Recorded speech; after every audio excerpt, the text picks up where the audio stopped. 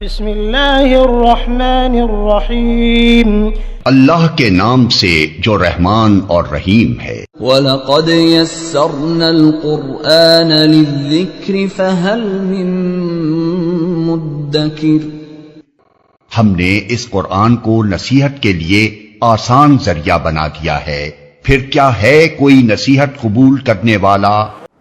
اعوذ باللہ من الشیطان الرجیم، بسم اللہ الرحمن الرحیم، طٰہٰ ما انزلنا علیک القرآن لتشقىٰ، اللہ لا الہ الا ہو لہ الاسماء الحسنیٰ۔ قرآن مجید کی سورۃ طٰہٰ کی ابتدائی 8 آیات کی تلاوت کی۔ چنانچہ سورۃ طٰہٰ میں 2 بڑے عنوانات ہیں۔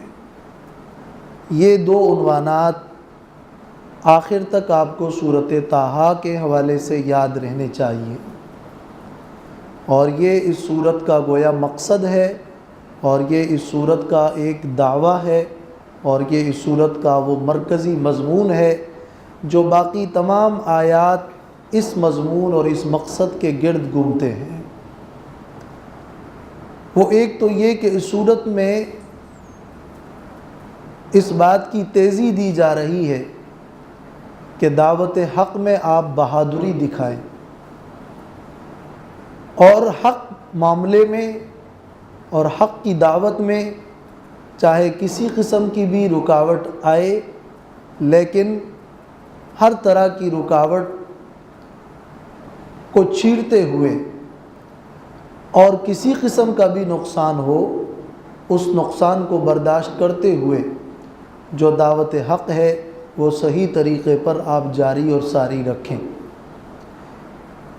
اس کو ہم کہیں گے تشجیع علی الدعوہ۔ تشجیع کا لفظ شجاعت سے ہے، باب تفعیل ہے شجاعت کا، یعنی دعوت الی اللہ پر بہادری دکھانا، التشجیع علی الدعوت۔ اور دوسرا مضمون جو اس صورت میں مرکزی ہے اور جو اس صورت کا مقصد ہے وہ ہے التسلی للرسول صلی اللہ علیہ وسلم، یعنی اس صورت میں رسول اللہ صلی اللہ علیہ وسلم کو تسلی دی جا رہی ہے کہ آپ اپنی دعوت پیش کریں، اس دعوت کے میدان کی تکلیفوں کو برداشت کریں۔ آپ سے پہلے بھی موسیٰ علیہ السلام نے یہ دعوت پیش کی، ان کو بھی اللہ نے وادی میں اور وادی طویٰ میں وحی نازل کی، اور انہوں نے بھی توحید اور رسالت اور آخرت کی دعوت پیش کی۔ ان کے مقابل میں بھی بڑے ضدی اور عنادی لوگ تھے، تو آپ کے مقابلے میں بھی یہ مشرکین مکہ ہے، آپ کی بھی دعوت وہی توحید اور رسالت اور آخرت کی ہے، اور آپ کو بھی غار حرا میں ایک وحی ہوئی ہے، تو آپ کا حال موسیٰ علیہ السلام کے حال کے مناسب ہے۔ اس لیے اس صورت میں موسیٰ علیہ السلام کا واقعہ تفصیل سے بیان ہوگا۔ یہی وجہ ہے کہ اس سورۃ طٰہٰ کو سورۃ الکلیم بھی کہا جاتا ہے۔ اللہ تعالیٰ نے موسیٰ علیہ السلام کو اپنے کلام سے سرفراز فرمایا تو وہ کلیم اللہ ہیں، اس لیے اس سورت کو سورۃ الکلیم بلکہ سورۃ موسیٰ بھی کہا گیا ہے۔ اس کا مطلب یہ ہے کہ سورۃ طٰہٰ کا لفظ سن کر ہی آپ کے ذہن میں یہ بات آنی چاہیے کہ یعنی اس سورت میں زیادہ تر تفصیلی واقعہ موسیٰ علیہ السلام کا بیان ہوگا، جس طرح سورۃ یوسف میں یوسف علیہ السلام کا واقعہ ہے اور وہ ذرا اور زیادہ تفصیل سے ہے، اس صورت میں بھی اللہ تعالیٰ نے خاص موسیٰ علیہ السلام کا واقعہ تفصیل سے ذکر کیا ہے، اور مقاصد 2 ہیں، التشجیع والتسلی، یعنی بہادری دکھائیں دعوت میں اور تسلی رکھیں، دعوت کے میدان کی مشکلات کو برداشت کرتے رہیں، اور یہ حالات بعد میں بہتر ہوں گے اور کامیابی وہ آپ کو ہی نصیب ہوگی۔ جیسے موسیٰ علیہ السلام کو کامیابی نصیب ہوئی اور ان کا جو مقابلہ ہے اور اس میں کامیابی ہے، وہ سارے واقعات اس صورت میں ذکر کیے جا رہے ہیں۔ چونکہ یہ سابقہ نبی موسیٰ علیہ السلام کا ذکر ہے اور اس ذکر کی یاداشت ہے اس صورت طٰہٰ میں، اس لیے اس صورت میں نصیحت، یاداشت، ذکر اور تذکرہ کے جو الفاظ ہیں وہ ذرا کثرت سے ہیں۔ یہ بھی اس صورت کے مرکزی مضامین میں گویا شامل ہے۔ یہی وجہ ہے کہ صورت کی تیسری آیت میں ہی فرمایا کہ اِلَّا تَذْكِرَةً لِمَن يَخْشَىٰ، اور اس صورت میں آگے جا کر بھی نَذْكُرَكَ كَثِيرًا وَلَا تَنِيَا فِي ذِكْرِي أَقِمِ الصَّلَاةَ لِذِكْرِي وَمَنْ أَعْرَضَ عَنْ ذِكْرِي، اس قسم کے الفاظ آپ کو اس پوری صورت میں ملیں گے۔ اور اس میں مختصر آدم علیہ السلام کا وہ واقعہ بھی ذکر کیا جائے گا جو ان سے وہ بھول گئے اور ایک لغزش ہو گئی۔ تو ذکر اور نسیان اس کی مناسبت سے بھی گویا کہ آدم علیہ السلام کا وہ مختصر تذکرہ آخر میں آ رہا ہے۔ تو یہ تو ہم نے سورت کے مقاصد کو بیان کیا کہ سورت میں تشجیع، تسلی اور ذکر، یہ تین الفاظ اس کے مرکزی عنوانات ہیں۔ خلاصہ صورت یوں ہوگا کہ ابتدائی 8 آیات میں اس صورت کی ایک تمہید ہے۔ اس تمہید میں یہ بیان کیا جا رہا ہے کہ قرآن مجید کی عالی شان صفات ہے اور اس قرآن کے نازل کرنے والے کی بھی عالی شان صفات ہے۔ تو اللہ تبارک و تعالیٰ کی صفات اور قرآن مجید کی صفات، اس کا تذکرہ ہو رہا ہے سورہ طٰہٰ کی ابتدائی 8 آیات میں۔ اور پھر اس کے بعد آیت نمبر 98 تک پورے تسلسل کے ساتھ موسیٰ علیہ السلام کے واقعات کے مختلف پہلوؤں کو بیان کیا جا رہا ہے۔ یہ واقعہ موسیٰ علیہ السلام کی پیدائش سے شروع نہیں کیا گیا، اس میں اس طرح کی ترتیب نہیں رکھی گئی جو سورۃ یوسف کے اندر یوسف علیہ السلام کے واقعے میں ایک ترتیب ہے، بلکہ اس واقعے میں اس واقعے کے اہم اجزاء کو رکوع وائز اس کو بیان کر دیا گیا ہے۔ اور موسیٰ علیہ السلام کا واقعہ قرآن مجید میں بکثرت موجود ہے۔ موسیٰ علیہ السلام کا نام ہی قرآن میں تقریباً 107 بار ہے، اور موسیٰ علیہ السلام اور ہارون اور بنی اسرائیل اور ہلاکت فرعون کے واقعات پر قرآن مجید میں تقریباً 500 سے زائد آیات ہیں، 514 تک کی آیات ہیں۔ موسیٰ علیہ السلام کا یہ بالخصوص تذکرہ اتنی کثرت کے ساتھ قرآن میں کیوں ہے؟ اس کی وجہ یہ ہے کہ نبی کریم صلی اللہ علیہ وسلم سے پہلے صاحب شریعت رسول، جو صاحب کتاب بھی تھے اور صاحب شریعت بھی تھے، جن کی مستقل کتاب بھی تھی اور مستقل شریعت بھی رہی، وہ موسیٰ علیہ السلام تھے۔ اور عرب پر یہودیوں کے علمی اور ذہنی جو فوقیت تھی، اور اسی طرح نصارہ سے ان کو جو کچھ پتہ چلا تھا، اس میں انہوں نے موسیٰ علیہ السلام کی اس نبوت سے اثر قبول کر لیا تھا۔ تو موسیٰ علیہ السلام سے وہ کسی قدر واقف تھے۔ پھر موسیٰ علیہ السلام کا جو واقعہ ہے، یہ واقعہ نبی کریم صلی اللہ علیہ وسلم کے حالات پر اس کا انطباق بہت زیادہ ہو رہا تھا، اور ان کے واقعات میں ان کے معجزات اور قوم کے ساتھ حالات اور پھر فرعون کی ہلاکت، وہ اتنے عظیم واقعات تھے جو کہ مسلم ہونے کے ساتھ ساتھ عظیم بھی تھے، اور حالات نبی کریم صلی اللہ علیہ وسلم کے اور مشرکین مکہ کے ضد کی مناسبت سے وہ فٹ تھے۔ تو اس واقعے کو قرآن نے جا بجا بکثرت لیا ہے۔ پھر یہ بھی بات نوٹ کرنے کی ہے کہ قرآن مجید میں جب واقعات کا تکرار ہوتا ہے تو ایک واقعہ 2، 4، 5 مقامات میں جب ذکر ہوتا ہے تو ہر جگہ اس کا ایک الگ مقصد ہوتا ہے۔ کہیں موسیٰ علیہ السلام کا واقعہ اور آپ کا تذکرہ کیا جائے گا اور مقصد یہ ہوگا کہ دیکھو ان پر اللہ کے انعامات ہوئے اور تم پر بھی انعامات ہوئے، تو انعام یاد دلانا مقصد ہے۔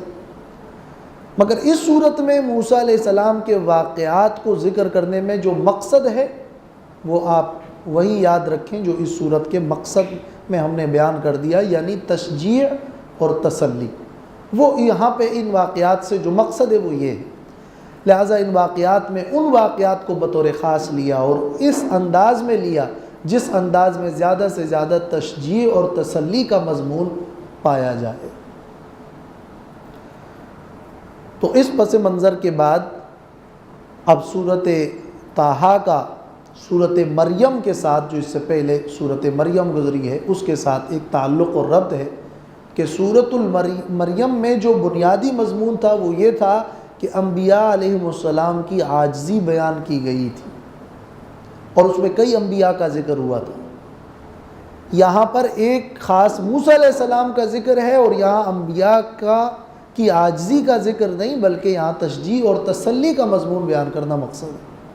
تو وہاں کئی انبیاء کا ذکر اور یہاں ایک نبی موسیٰ علیہ السلام کا تفصیلی ذکر، اور وہاں پر موسیٰ ابراہیم علیہ السلام کی دعوت کو پیش کیا گیا مختصر انداز میں، لیکن ان کی دعوت کو بیان کیا گیا، اور یہاں موسیٰ علیہ السلام کی دعوت کو بیان کیا جا رہا ہے۔ سورۃ مریم کی آخری آیت تھی کہ کم اہلکنا قبلہم من قرن، ہم نے پہلے بہت ساری اقوام کو تباہ کر دیا، ہلاک کر دیا۔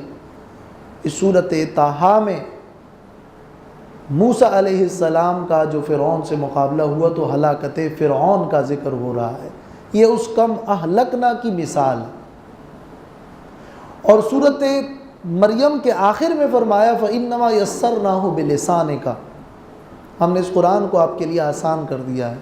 اور یہاں سورہ طٰہٰ کی ابتدا میں ہے کہ مَا أَنزَلْنَا عَلَيْكَ الْقُرْآنَ لِتَشْقَىٰ، باقی جو مضامین توحید ہے، جو شفاعت کے مضامین ہیں، جو اللہ کے ساتھ غیر اللہ اور ولد کو شریک کرنے کے مضامین ہیں، وہ تردید جس طرح سورہ مریم میں کی گئی ہے اسی طرح وہ سورۃ طٰہٰ کے اندر بھی کی گئی ہے۔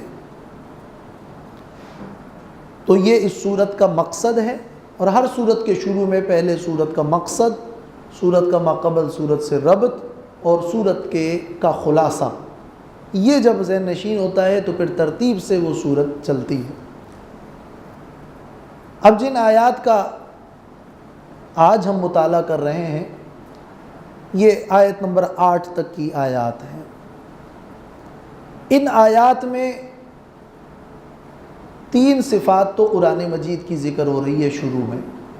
قرآن مجید کی ایک صفت ہے القرآن، ما انزلنا علیک القرآن لتشقی۔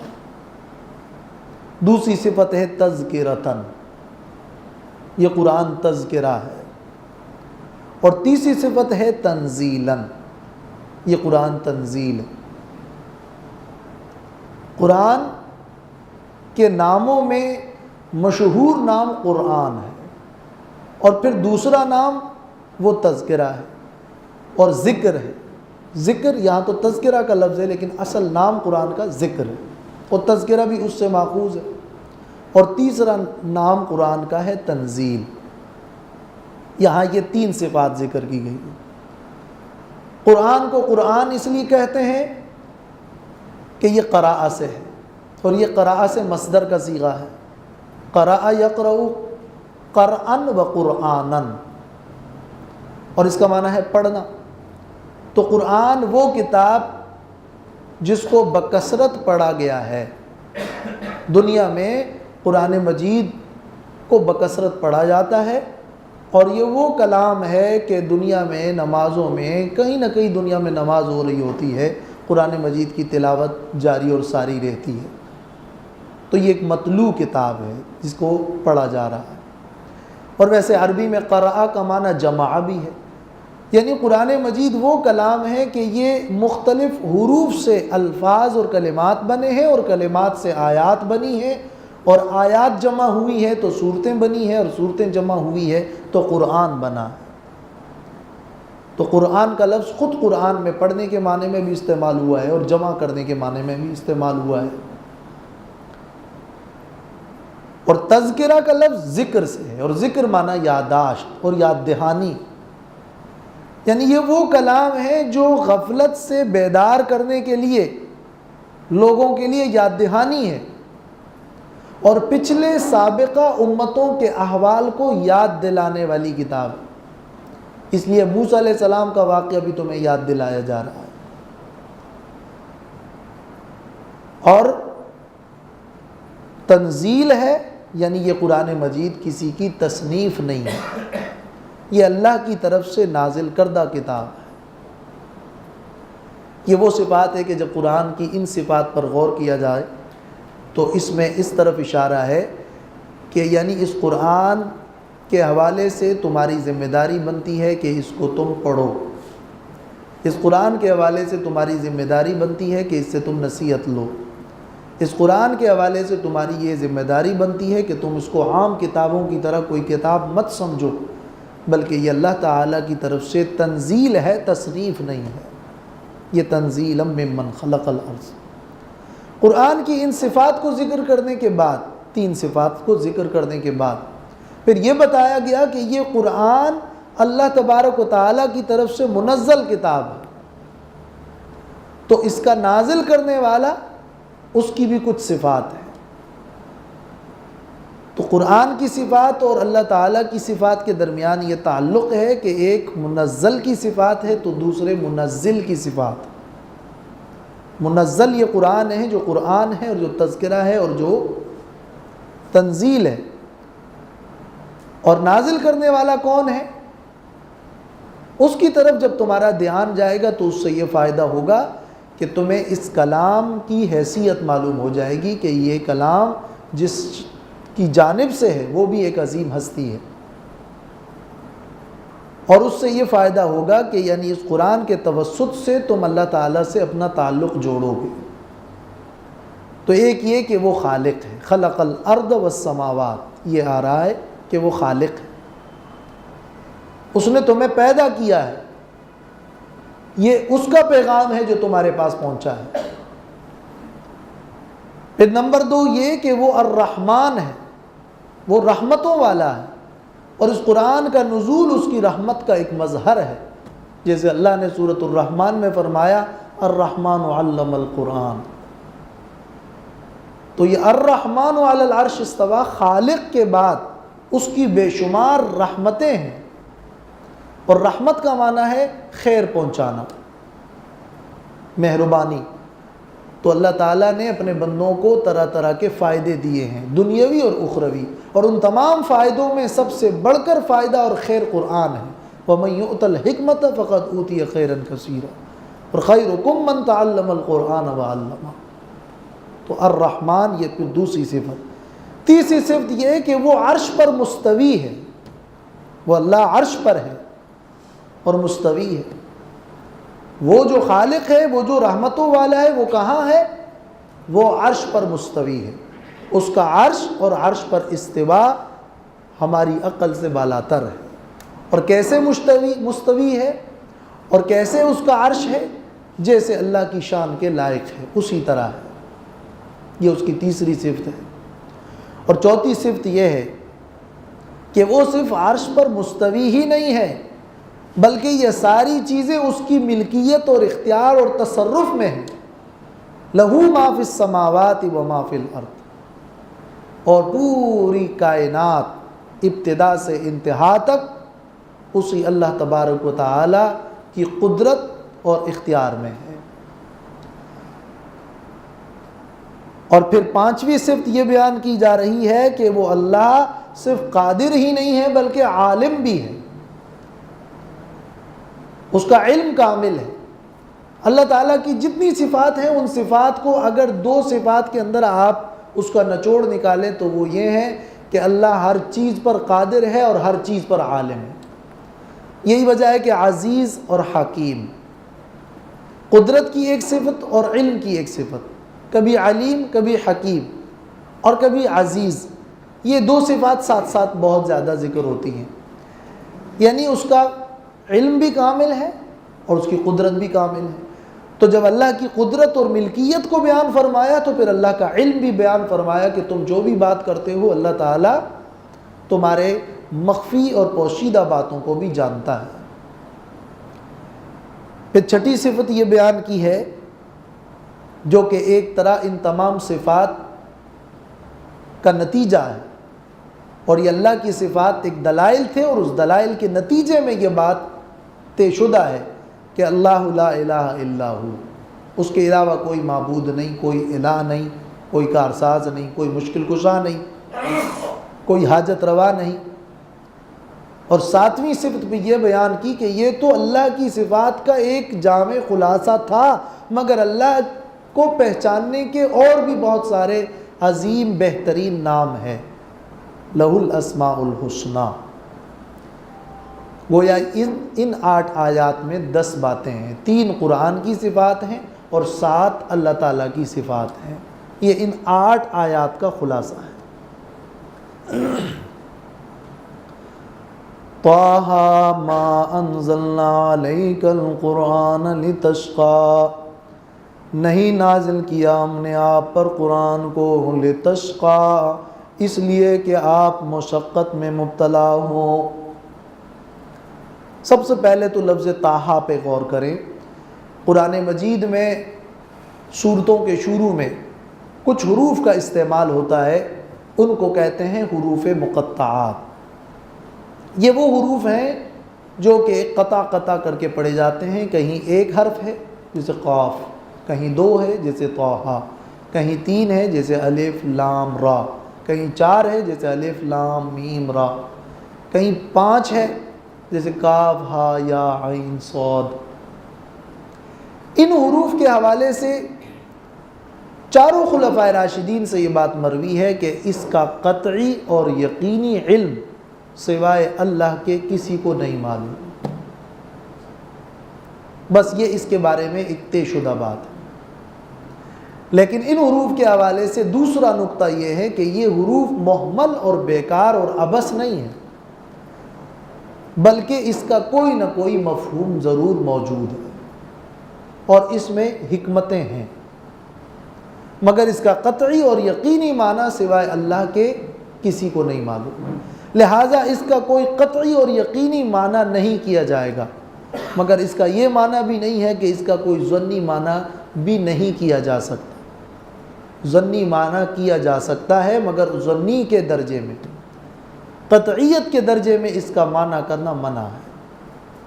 اور صوم یہ ہے کہ ان حروف کا سورت کے مضمون سے کوئی نہ کوئی تعلق بھی ہوتا ہے، اور وہ کیا تعلق ہے وہ اللہ جانتا ہے، مگر کوئی نہ کوئی تعلق بھی ہوتا ہے. اور چہارم یہ بات ہے کہ اس قسم کے حروف، یہ حروف نہیں، اس قسم کے حروف کا استعمال عربوں کے بعض اشعار میں ملتا ہے. یہ چند بنیادی باتیں تو ان حروف کے حوالے سے، لہٰذا اس کا کوئی قطعی معنی تو سوائے اللہ کے کسی کو نہیں معلوم.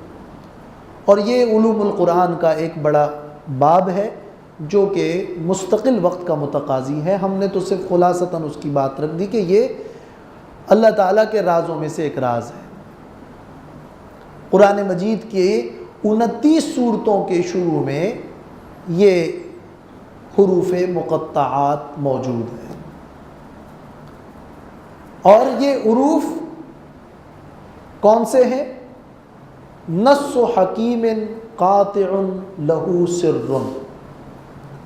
یہ ایک جملہ ہے، کسی نے تمام حروف مقطعات کو تکرار نکال کر اس ایک جملے میں جمع کر دیا ہے. نص حکیم قاطع لہ سر، یعنی نون صاد حا کاف یا میم، قاف الف طا عین، لام ہا سین را، یہ حروف ہے جو حروف مقطعات. مگر یہ جس جملے کے اندر اس کو جمع کیا گیا ہے وہ جملہ ہی اس کی وضاحت و تشریح ہے کہ حکیم اور دانا آدمی کی بات قطعی بھی ہوتی ہے اور اس میں کوئی حکمت بھی ہوتی ہے. نص حکیم قاطع لہ سر. تو ان حروف مقطعات میں ایک حکمت ہے اور یہ قطعی ہے۔ پھر یہ کہ اس کا ظنی معنی یہاں طٰہٰ میں ظنی معنی کیا ہے؟ تو اکثر مفسرین سے اور عبداللہ ابن عباس سے بھی یہ مروی ہے، اور اکثر جمہور مفسرین اس کا جو ایک ظنی معنی کرتے ہیں وہ یہ کرتے ہیں کہ طٰہٰ کا معنی ہے یا رجلو، اے آدمی۔ اور رجل کا لفظ ویسے بہادری کے لیے بھی استعمال ہوتا ہے، کسی کو آدمی کہنا مطلب وہ تو پکا ہے، بہادر ہے، آدمی ہے۔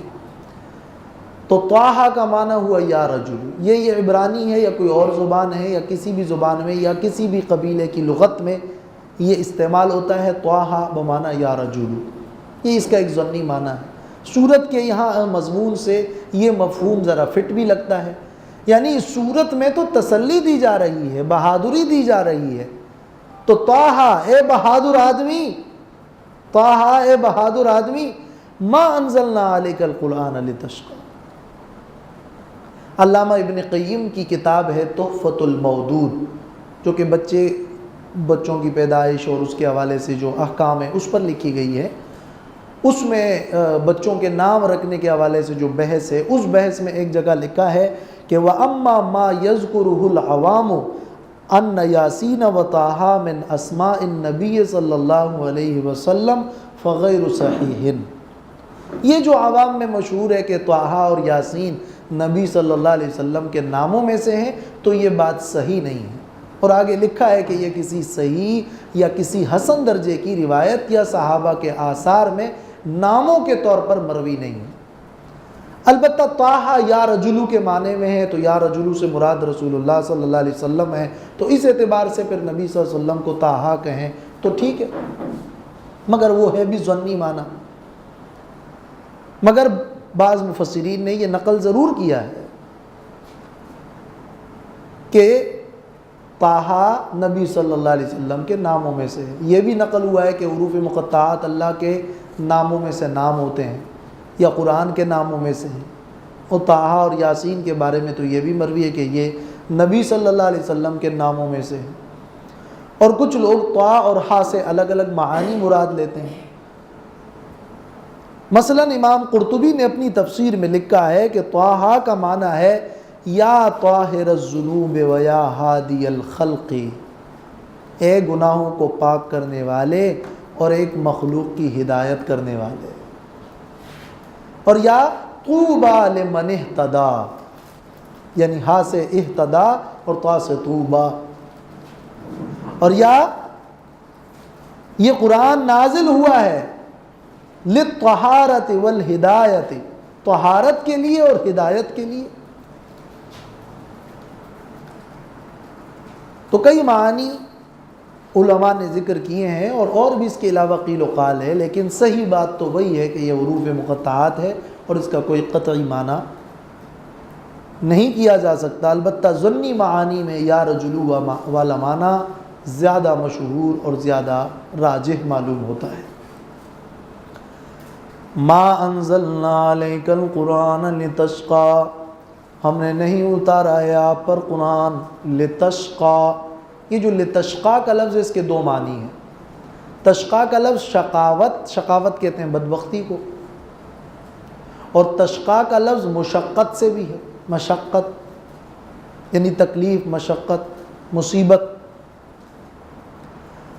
اب ایک روایت میں یہ بھی ہے کہ مشرکین مکہ نے نبی صلی اللہ علیہ وسلم کی دعوت کے بارے میں اپنا تبصرہ یہ کیا تھا کہ انک شتت شملتنا وفرقت جمعتنا وصفحت احلامنا ما رأینا اشقى منک، آپ کی دعوت نے تو ہماری جماعت کو خراب کر دیا، ہماری عقلوں کو خراب کر دیا، ہمیں جو ہے الگ الگ کر دیا، آپ سے زیادہ تو ہم نے بدبخت نہیں دیکھا۔ معاذ اللہ، یہ ان کا گستاخانہ جملہ تھا۔ تو اللہ تعالیٰ نے اس کے جواب میں نازل فرمایا کہ ما انزلنا علیک القرآن لتشقی، نہیں نازل کیا ہے ہم نے آپ پر قرآن اس لیے کہ آپ بدبخت ہوں، بلکہ یہ قرآن تو اس لیے اترا ہے کہ آپ کامیاب ہو۔ تو یہ لتشقی، یہ ایک معنی ہے۔ دوسری تفسیر اس کی یہ ہے کہ تشقی کا لفظ مشقت سے ہے، مصیبت سے ہے، تکلیف سے ہے، چونکہ قرآن مجید کے نزول کے بعد نبی کریم صلی اللہ علیہ وسلم نے ایک داعی حق کے طور پر دعوت پیش کی، مخالفین اور منکرین بڑھتے چلے گئے اور اتنے بڑے کہ منکرین انکار کرتے رہے۔ ایک نبی جو امت کا مشفق ہوتا ہے، جب وہ دیکھتا ہے کہ لوگ میری دعوت کو نہیں مانتے تو انہیں بڑی تکلیف پہنچتی ہے۔ اس لیے تو اللہ تعالیٰ نے قرآن میں جا بجا فرمایا ہے فَلَعَلَّكَ بَاخِعٌ نَفْسَكَ عَلَىٰ آثَارِهِمْ إِن لَّمْ يُؤْمِنُوا بِهَذَا الْحَدِيثِ أَسَفًا، کیا آپ ان کے پیچھے اپنی جان ہلاک کر دیں گے؟ اتنا غم نہ کھا۔ یہ مضمون قرآن میں مختلف مقامات پہ ہے۔ تو یہ ایک دعوت کی تکلیف اور مشقت تھی۔ اور پھر قرآن کے نزول کے بعد نبی صلی اللہ علیہ وسلم تہجد کی نماز پڑھتے تھے، حتیٰ کہ آپ کے پاؤں مبارک پہ ورم آ جاتا تھا۔ تو اللہ نے فرمایا کہ آپ اپنے آپ کو اتنا نہ تھکائیے، ہم نے قرآن اس لیے نہیں اتارا کہ آپ تکلیف میں مبتلا ہو، یعنی عبادات میں اعتدال رکھیے، اور دعوت دین دے کر آپ کی ذمہ داری ختم ہو گئی، ان کے پیچھے اتنا نہ پڑیں کہ آپ جب تک وہ مومن نہ ہوں تو آپ خود کو ہی ہلاک کر دیں۔ یہ لتشقا کے دو معنی ہو گئے۔ تو پھر معنی یہ ہوگا کہ ما انزلنا علیک القرآن لتشقا، ہم نے نہیں اتارا، نہیں نازل کیا آپ پر قرآن لتشقا کہ آپ مشقت میں مبتلا ہوں، الا تذکرۃ لمن یخشی، مگر یہ قرآن تو نازل کی گئی ہے نصیحت کے لیے۔ الا تذکرۃ یعنی الا نزل تذکرۃ، یہ تذکرۃ اس کو کہتے ہیں مفعول لہو، مفعول لہو۔ ضربتہ تادیبا، میں نے اس کو مارا ادب کے لیے، تذکرۃ تذکرے کے لیے، یہ تو نصیحت کے لیے آئی ہوئی کتاب۔ الا بمعنی لیکن ہے۔ جدید عربی میں تذکرہ کہتے ہیں ٹکٹ کو، تذکرہ۔ تو جس کے پاس قرآن کا یہ ٹکٹ ہوگا تو آگے کام آئے گا۔ الا تذکرۃ لمن یخشی، مگر یہ قرآن تذکرہ ہے، نازل کی گئی ہے نصیحت کرنے کے لیے، لمن یخشی، ان کو جو کہ ڈرتے ہیں، جن کے دل کے اندر خوف نہیں ہے اپنے انجام کا، وہ قرآن سے نصیحت نہیں لے سکتے۔ خشیت سے یہاں اصل میں انابت مراد ہے۔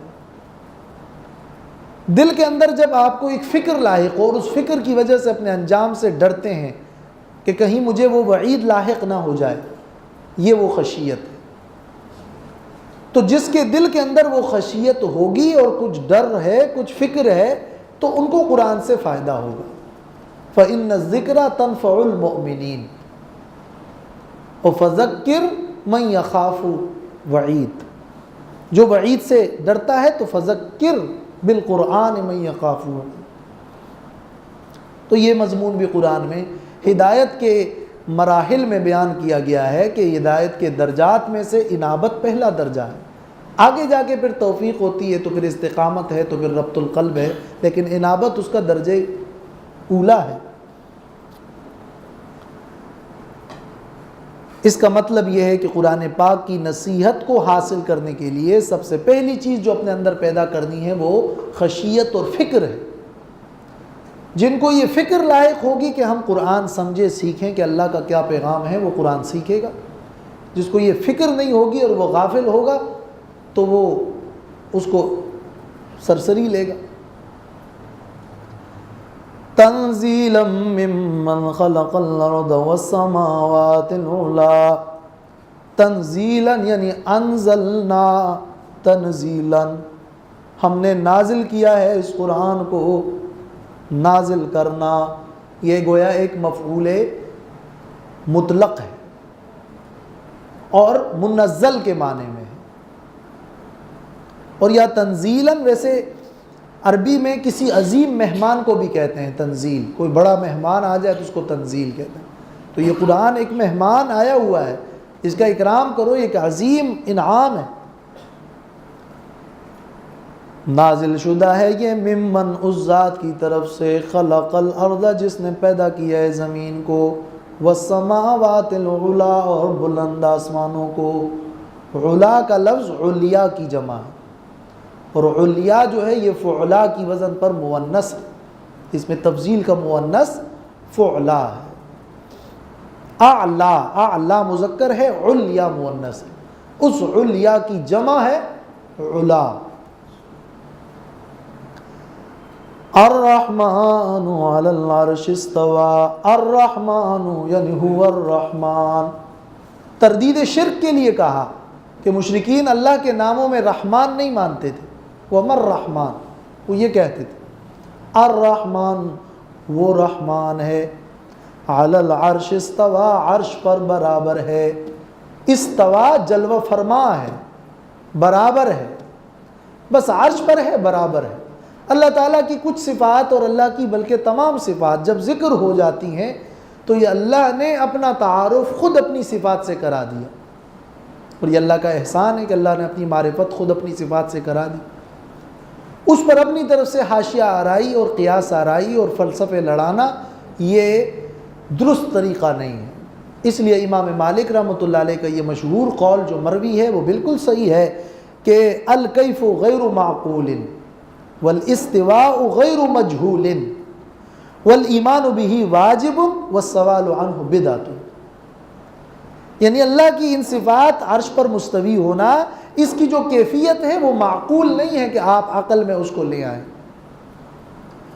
اور وہ مجہول بھی نہیں ہے کہ اس کا کوئی مطلب نہیں ہے، اور اس پر ایمان واجب ہے. اللہ نے کہہ دیا اللہ عرش پر مستوی ہے، بس مستوی ہے، لیکن اس سے اللہ کے لیے جسم لازم کرنا غلط ہے، بلا تشبیہ کے، بلا تمثیل کے، بلا کسی تکییف اور کیفیت بیان کرنے کے. بس ہمارا اس پر ایمان ہے.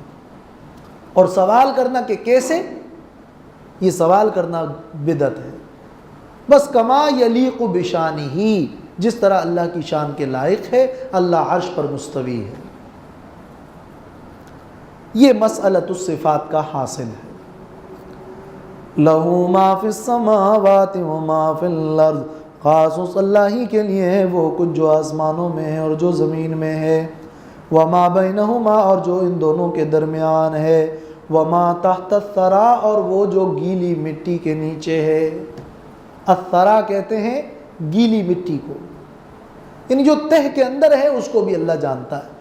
مقصد کیا ہے؟ یعنی گہری سی گہری بات کو، اور تمام تر اطراف عالم پر اللہ حاوی ہے، اور اللہ کا اختیار اور اللہ کی قدرت اور اللہ کی ملکیت اس پر احاطہ کیے ہوئے ہیں. وَإِن تَجْهَرْ بِالْقَوْلِ فَإِنَّهُ يَعْلَمُ السِّرَّ وَأَخْفَى، اور اگر آپ بلند آواز سے بات کریں، تجہر جہر کریں، بالقول کسی بات کا، فَإِنَّهُ يَعْلَمُ السِّرَّ، پس وہ اللہ جانتا ہے السِّرَّ راز کو، چھپی بات کو، وَأَخْفَى، اور اس سے بھی زیادہ چھپی بات کو، اس سے بھی زیادہ مخفی بات کو. ایک تو یہ ہے کہ دو آدمی آپس میں سرگوشی کر رہے ہیں اور چھپکے سے کوئی بات کریں، یہ سر ہے. اور اس سے بھی چھپی بات کیا ہے کہ کوئی نہیں ہے اور آپ نے کوئی بات کر دی. ایک یہ ہے کہ آپ نے کوئی بات کر دی، اور اس سے بھی چھپی بات یہ ہے کہ آپ کے دل میں وہ بات ہے اور تلفظ اس پر نہیں ہوئی. ایک یہ ہے کہ ایک بات آپ کے دل میں ہے، ابھی تلفظ نہیں ہوئی، وہ چھپی بات ہے. اور ایک وہ ہے جو آپ کے دل میں ابھی آئی ہی نہیں ہے، وہ بات وہ کل آئے گی، وہ اس سے بھی چھپی ہوئی بات ہے. تو یہ چھپی اور اس سے بھی چھپی، وہ کچھ بھی باتیں ہو سکتی ہے، ہر ایک درجے سے اعلیٰ درجہ موجود ہے. تو وَإِن تَجْهَرْ بِالْقَوْلِ فَإِنَّهُ يَعْلَمُ، اس کا مقابل محذوف ہے، اور یہ بلاغت کا انداز ہوتا ہے کہ اس کو اکتفا کہتے ہیں، یعنی ایک جانب ذکر ہوتا ہے، دوسرا جانب ذکر نہیں کیا جاتا. وَإِن تَجْهَرْ بِالْقَوْلِ أَوْ وَمَا تَسْتِرُ بِهِ، کوئی بات تم ظاہر کرو یا اس کو چھپاؤ، اللہ اس کو جانتا ہے. یا اس کو چھپاؤ خود بخود مفہوم ہے. یا یوں کہہ لیں کہ اگر تم کوئی بات زور سے کہو تو اللہ کو تمہاری بلند آواز کی کوئی حاجت نہیں ہے، وہ تو سر اور اخفا کو بھی جانتا ہے.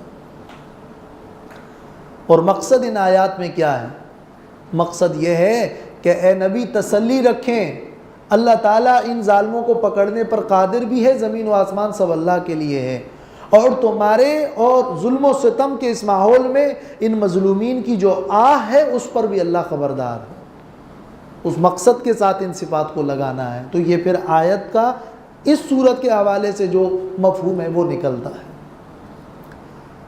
اللہ لا الہ الا ہوا، اللہ وہ ذات ہے نہیں ہے کوئی الہ مگر وہی اللہ ہے۔